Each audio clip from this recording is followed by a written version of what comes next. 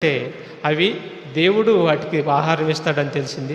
ఆ ఆహారం తిన్నటువంటి మేము మరి ప్రజల కోసం బలైపోవాలని వాటికి తెలిసిపోయింది. దేవుడి చిత్తాన్ని నెరవేర్చాలని వాటికి తెలిసిపోయింది.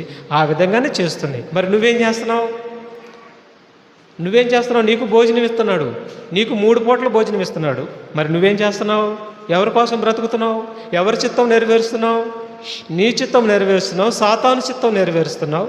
పైకి భక్తిగా వేషం వేసుకున్నావు, అంతేనా? వేషం. దేవుడి కోసం బ్రతకని వారు అందరూ కూడా వేషం వేసుకున్నటువంటి భక్తి పరులు, పైకి భక్తి గల వారై ఉన్నారు, కానీ ఆ శక్తిని ఆశ్రయించిన వారే ఉన్నారని చెప్పాడు. శక్తిని ఆశ్రయిస్తే భోజనం ఉంటే అంత, లేకపోతే అంత. నా తండ్రి భోజనం నాకుంది, నిత్య జీవాన్ని పంపించే భోజనం నాకుంది, అది నాకు కావాలని చెప్పి తండోపతండాలుగా ఎక్కడ వాక్యం జరుగుతుంటే అక్కడికి తండోపతండాలుగా వస్తారు. ఇదే నిజమైన విశ్వాసులు.